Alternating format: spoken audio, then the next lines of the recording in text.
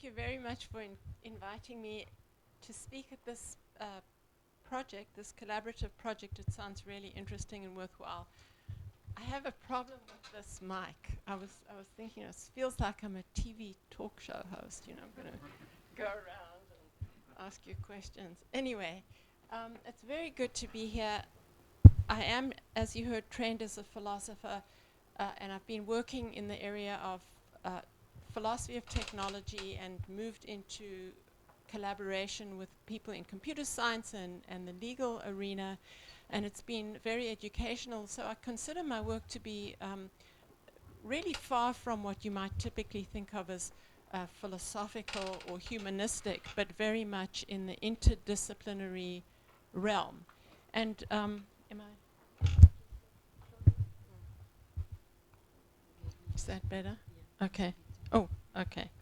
So I want to start with this. It's and I understand this is futures of privacy, and so this has there's an intention to influence the policy debate. It's going to be focused on the U.S. arena, but I suspect that there's a lot of back and forth, and there's some similarities with what people in the EU are struggling with, and I don't really know everybody's background in the room, so there may be some common ground, and maybe there'll be areas that you'll just find uninteresting or incomprehensible. But anyway, here was where I want to start. February 23rd, 2012, the Department of Commerce, NTIA, had been working on a report at the same time as actually many other agencies had been working on their privacy reports. And along this report eventually was published as a white paper report, the final report, Consumer Data Privacy in a Networked World, a framework for protecting privacy and promoting innovation in a global digital economy. And it had three components to it. One was the intention to write a law. The second one was to think about global interaction and interoperability. And then the third one was this conception of multi-stakeholder process, where the idea would be that in different arenas, the NTIA would gather multiple stakeholders to work together, again, with this US idea of self-governance. Privacy, self-governance.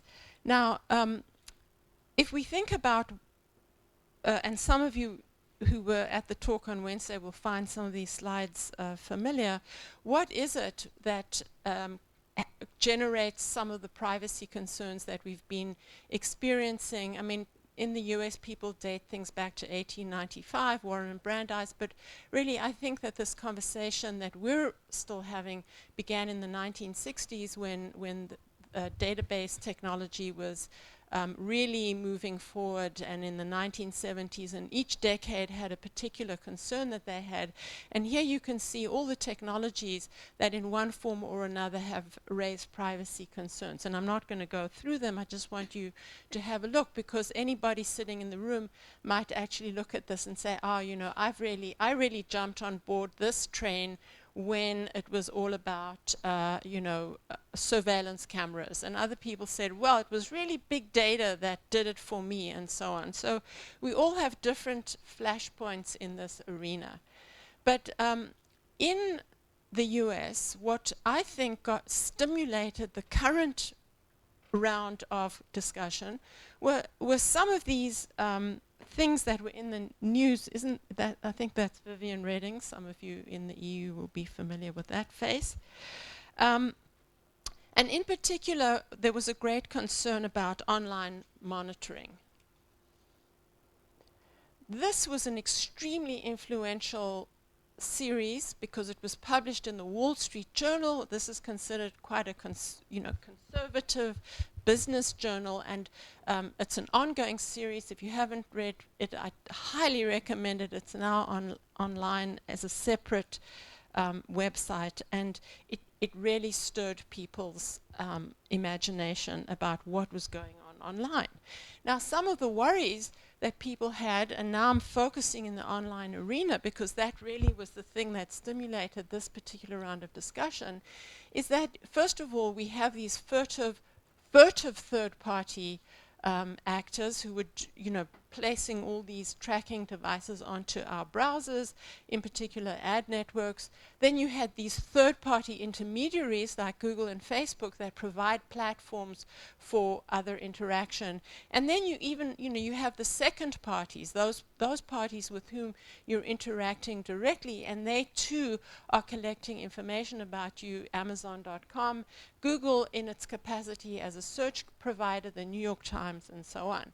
And this is, I found a really, I don't know how many of you know about, how many of you have heard of collusion? It's an add-on. What it shows you here, and this came from a talk that Gary Kovacs, who's the I don't know if he still is, but anyway, in 2012, he was the CEO of Mozilla. And what you see represented over here is your activity over a period of time. The blue dots are the only dots, the only places online that you have intentionally visited to. The red dots are the trackers that have hopped on board, unbeknownst to you, except they're known entities to collusion. And then the gray dots are all those trackers that are on your system that you don't know about, and neither does collusion know who they are. And so it was this, something had to be done, this is not good, something had to be done. And that was then, it resulted in this report in the Bill of Rights. There were many rounds, and I know that the World Economic Forum and the Federal Trade Commission in the US, they were all doing work of a similar kind, but I'm focusing on this particular thing. Now, there was, at the time that this was published, there was general broad support. People thought this was a good idea. They thought it was a generally ambitious effort. And what I was really excited about, as those of you who know a little bit about my work might understand, is that in this Bill of Rights, there was something different, something new, something that had never been said before, which is this proposition, this principle, respect for context. All the other things, and I'll get into them a little bit more deeply, other principles, things like focus collection, you might think of as data minimization from the fair information practice principles, security and so on. They all looked familiar, but this thing looked different. Now, I was also, how many of you have seen this great Israeli movie called Footnote? Oh, no, then you won't get the joke. Anyway, I was really excited because there was my work. It was cited in footnote 21, and it actually suggested that maybe this respect for context was somewhat influenced. But unfortunately, you could say, there was agreement about this, there was a lot of commentary on this respect for context, and I was really puzzled, thinking like, how could everybody think this is a good idea when we don't agree on virtually anything to do with privacy? And so what I realized is that we all interpreting context in a different way, and context is just a word in the English language, and it's quite ambiguous. It has fuzzy borders, and it's used in various ways. And so it was, anyway, my conclusion was that the reason we were all agreeing is that we all interpreted this word very differently. And Solon Barocas, who's a PhD student of mine, we decided to do a systematic study of how people use the word context so that we could all be agreeing on this notion. And that's what I'm going to take you through in the next period of my talk, which is we understood that you can, you used, I noticed, use the word context. There's no rule of, as long as you use it with the basic correct semantics, no one's going to say you're not using the word correctly. But we were interested to see how the major players were interpreting. And so what I'm going to describe are three uses, and then my own proposal, of themes that came through in the commentaries that we looked at before the White House report was published, and then commentaries after the White House report was published. We gathered them together and we did an analysis. So one of the meanings that seemed robust was to be thinking, were people thinking about context as technical system or platform. And here are some of the quotations that we took out. I'm not going to read everything, but I'm just assuming you're reading at the same time that I'm speaking. But for example, Intuit, collecting information for use in routing a request on the internet should have different standards for transparency, acceptable uses, protection, and retention. Context is crucial. So they're saying that depending on, if you're on Facebook, on that platform, or if you're talking on the telephone, or if you're sending an email, all these are different technical contexts, and those contexts defined by technology are what should shape your expectation. Another analysis, another theme that came through in these comments was context as sector or industry. And so you can see here are some of the examples. Let's see, which is a good one. AT&T, it may be helpful for industry policymakers and other stakeholders to come together. Intuit's experience in multiple sectors has taught us that providers and consumers of information in the health sector, for example, have different requirements and expectation for protection than those in the financial services. Actually, I forgot to just highlight one thing. So what happened shortly after the publication was that the NTIA developed this multi-stakeholder process as an example case, and they said we're going to do it around mobile apps. And I thought that suggested they believed that context then was defined in terms of technical platform. We're going to develop rules that meet user expectation in the context of mobile apps, because I'm going to come to that later. And then finally, there's this interpretation of context simply as a business model. So in the context of a particular business model or business practice, users should have certain expectations. And you can see this theme coming through. The Online Publishers Association, in the context of this relationship, meaning the relationship between an online publisher and the reader or the viewer, the OPA members sometimes collect and use information to target and deliver the online advertising that subsidizes production of quality digital content. And Google, an effective privacy regime, must allow for real-time reactions to address changes in the introduction and adoption of new tools and services. And I think that we see this, for example, in the latest Google announcement, which says, we've kind of fallen behind. We haven't taken advantage of social graphs, social networks as a mode of advertising. So listen, guys, we are now going to change our practice because, as a matter of fact, it serves the business model better. And so they're saying, as long as you're interacting with a certain business that has a certain business model, then your expectations are going to be shaped by what we believe is business expedience. Now, what I want to propose, and again, some of you will have heard this before on Wednesday, is my suggestion, based on my work, my book, various articles that have followed that we should actually be thinking of context rather as social context, social domain, and not the other three. I'm going to come back to the comparative analysis towards the end of the talk. So here's what it says. Consumers have a right to expect that companies will collect, use, and disclose personal data in ways that are consistent with the context in which consumers provide the data. And it sounds clear, but as I've suggested, it's actually highly ambiguous.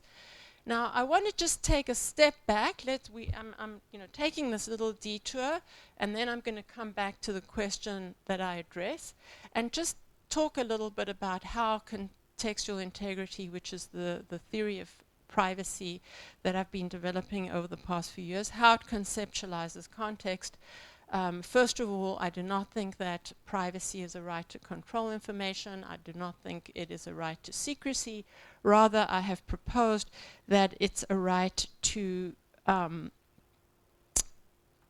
have information flow appropriately. None of us who are social beings believe that sharing information is a bad thing. We love to share information, especially maybe you could think in America, where people love to share stories about themselves. Society functions, it's the oil that greases social function. But what we care about, what we are afraid of, what we scream and protest over is when this information flows inappropriately and when it fails to meet our expectations. And this is the notion that's used a lot, the expectations of privacy, the expectations of information flow. The concepts that are key to this particular theory is context, and it's used as a general term, social domain, social realm. We don't live in this undifferentiated social space, but we move in and out. And I don't want you to have a spatial model. Anyway, this isn't getting too deeply into it, but rather we exist in these various social spheres in healthcare, education, home life, workplace, commercial marketplace, and that these arenas are governed by norms, not only informational norms, but that's what I care about when I think about privacy, these informational norms, which are context-specific rules. They could be simply customs, conventions, understandings, or they could be, some of them must be, I think, embedded into law or professional organizations and in different degrees of explicitness. And then context are committed, or they're really oriented around certain purposes, ends, and values. So just to give you an example, the purpose of a healthcare context would be the promotion of health. It could be alleviating suffering, and the value of a particular context, healthcare, for example, could be something like fairness. We're going to treat, if you need a heart transplant, at least this is what we aspire to. Doesn't matter if you're rich or poor, if you're a murderer or a saint, you are in that same queue as a human being. I mean, I could be exaggerating a little bit about the murderer part, but you understand this is delivered irrespective. Because fairness, or so we think ideally, in fairness we are all entitled to this, but it isn't, I mean, I want a Mercedes, you know, really I'm not comfortable with my little broken down Toyota, but am I entitled to it just because someone who can afford it has it? No, we don't think that, but healthcare we think so. I can't read it. I've finished 20. Okay, good. Right, so these purposes and values are very definitive of what the context is. Unless you know what they are, you don't have a good understanding. And this is where there are going to be cultural differences, because different societies organize themselves differently. In a society that has a nuclear family, you maybe information flows within that nuclear family in a little way, but societies that are more tribal and have extended family bonds, your aunt or your cousin might ask questions that in the US, which is more oriented around the nuclear family, you might be surprised at the questions that the aunt might ask in, let's say, India, and this is just anecdotal, versus the questions that your aunt might feel entitled to ask in the US, because that's based in the way the family and home life is structured in these different societies. So when we say that privacy is culturally varied, the explanation I would like to offer is not that therefore it's not a basic human value, but that's to be expected, because privacy is built on top of cultural and societal structures. And I think there's a lot of very interesting work that I've tried to do that a little bit, but I don't really have the skills of empirical social science or anthropology. But I would love to see people studying different cultures to see exactly how these different expectations map onto these different cultures. So what I want to pull out here is these informational norms, because the thesis here is that appropriate flow is flow that travels according to informational norms, and I've just given you a few that many people in the United States and perhaps some people elsewhere would agree with, but this is the structure of the full-blown norm. Now, often we don't explicate all parts of the norm because it's kind of tiresome and boring, but if you were going to, this is how you might do it. And what I've done with contextual integrity is think about these norms and say, well, what are the essential component of such a norm? If we were going to pull out the basic parameters, I think what people need to know is who the information is about and in what capacity, in what role they're acting. Who is sending the information? Is it your physician sending the information? Is it your supermarket sending the information? And who's receiving the information? Often people don't mention the recipient. So they just say things like, the information is public. That's not, that's misleading. It's the source of so many problems.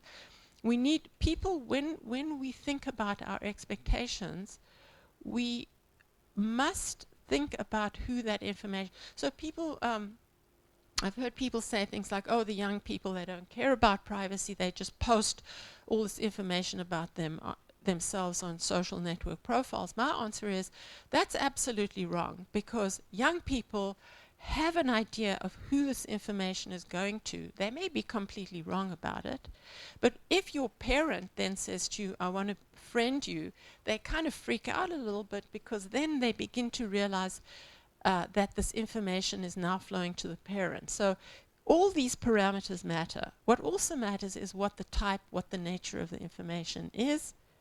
And then finally, something that I've called transmission principle, which is the principle, the constraints under which the information flows. Now, some, and I've talked about this over and over again, believe, oh, you know, you have a right to control information about yourself. You do not. I don't think you do. It's true that in many circumstances, control or consent is important. But it seems to me there are many circumstances in which it's not. So when you're a witness in a court of law, you are compelled to answer certain questions about yourself. You can't simply say, I'm sorry, Your Honor, I just don't feel like answering that question. When a citizen of the US, and probably in France, has to fill out your tax form, you cannot just leave something blank because you just don't feel like answering that question. And similarly, if you're a physician, I believe you're entitled to not treat someone if they decide that they're not going to tell you something about their health condition. I actually think that things have gotten pretty wonky in the United States, but it's early days for the health laws, and hopefully these will correct themselves. So these are all the instances in which we don't, but it still doesn't mean we don't expect appropriate flow. I'm just showing you that these norms, if you look at the bottom here, have been formalized in a certain kind of logic. Despite the fact that I'm a member of a computer science department, please don't ask me any questions about that. And then this shows you how the structure of contextual integrity of these informational norms actually captures. These are the Gramm-Leach-Bliley Act. It's like the a financial law that was put into place, and then the FTC developed some privacy rules, and you can see that these rules very nicely follow the structure of informational norms. Now, when I talk about norms, we're talking about existing norms, but as a philosopher, we want to talk about ideal norms, because nobody wants to say that whatever is the case, the entrenched norms, should be there forever, no matter what is going on in the world around us. And here, I think very much about this idea of a value proposition, because a lot of what technology has done is to shift the value proposition. And and therefore we want to take advantage of these changes to look at some of the expectations, to look at some of the opportunities that information technology, digital media, systems, mobile devices, and so forth, big data offer us, and not to just throw up our hands and say, well, let's do the big experiment, but to try to understand how these informational norms, how the structure can shape our policies and our technical design. And this is how I believe we should do it. First of all, we should take into consideration these general moral, social, and political issues. And so some of the introductory remarks, we think, when we think about things like identity theft, those are some of the considerations that you must take into that you must bring to bear, that certain kinds of information flows, novel information, the accrual of massive databases by certain parties that are not safely kept means that people are subject to far greater risk. This is the kind of analysis we want to do. Or the accrual of information by certain parties. Let's say private universities in the United States may want to know, are you rich or not? So when we look at your application, we would admit rich people only. And so one of the things that has happened in the respectable universities is to say, we could get a lot of this information about you, but we have pledged to look only at your academic results, and we're going to keep separate all this financial information because we think that that's unfairly discriminating against poor people, and we care about intellectual capacity. But what I want to also emphasize, because this is really maybe the major contribution, and I think that a lot of people in the privacy arena have talked about personality and autonomy and boundaries, and there's a great deal of work, but I want to introduce one further idea into the conversation, which is the ways that these norms promote the internal contextual ends, purposes, and values. And that's why when we give up, when we violate these informational expectations, what we're often giving up when we go directly to just a plain cost-benefit analysis is this higher order understanding of these purposes and goals that are promoted by the right kind of norm. So when we go back to the educational arena, we might say, it is true that unfair discrimination is prevented if we split apart information about finances with information about academic prowess. But actually, if you're thinking about a society, don't you think that the educational arena is best promoted if we pull in those individuals who are intellectually more suited to academic life? So it's not just for the individual's sake, but it has an influence on social integrity. It promotes those ends, purposes, and values of the educational realm. All right. And I love quoting this because this was Andrew Mellon, who wanted very badly to make tax records become confidential because they weren't before. And his argument was not, you'd be embarrassed if other people see your tax returns, but rather if we don't give cover, people are going to more likely lie on their tax forms, and then the system, the government, is going to suffer. And that's the reason why we promise confidentiality. And actually, to this day, these are some of the most, at least in the US, the most highly protected information, though I believe in Scandinavian countries, correct me if I'm wrong, this kind of information is shared with the public. And I would like to, it's not, they don't care about privacy in the Scandinavian countries.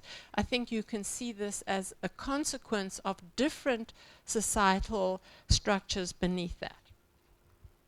And so I would like to say that respect for context means A, respect for entrenched informational norms, and B, to revise these entrenched norms in order to promote ends and purposes and to sustain general and context-specific values. Now, we come back to this question. Okay, you've been going on and on for, I don't know, 30 minutes. Why the heck should we care about context? And now I launch into a slightly different part of this. So let's go back to the Privacy Bill of Rights. What we can see, and now I'm going a little bit into general policy, are some of these other principles. And I want to compare them. Many of you are familiar with the OECD privacy principles, data quality, use limitation, security, all of that. And as some of you know, if you've delved into this, and I don't know, it just seems an obvious thing, is that everything hangs on purpose specification. Unless you have some fixing of purpose specification, the OECD guidelines, the American version of Fair Information Practice Principles, are simply procedural rules. And if you can allow a lot of flexibility with this purpose specification, you can virtually do anything, and that's actually the state of affairs today.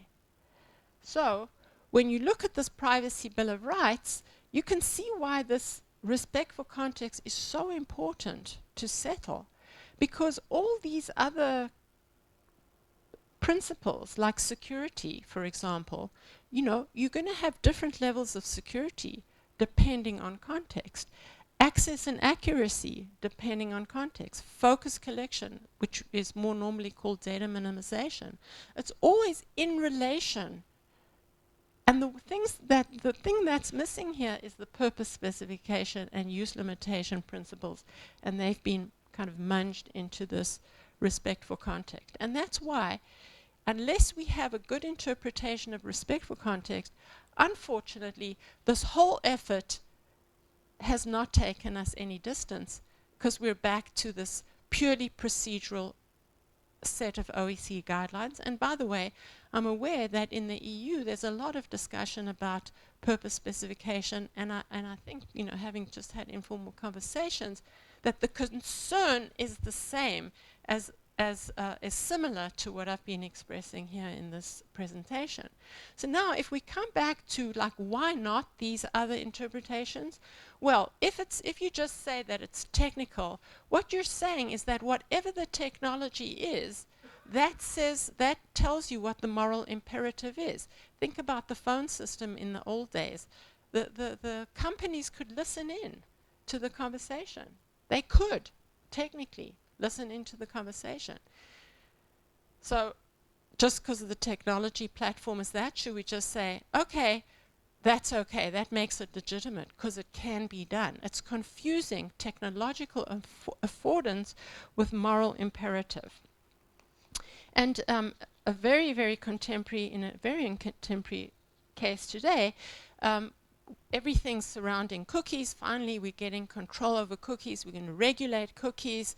And then certain companies are saying, well, actually, you know what? We've got a workaround. We don't use cookies so much to track you.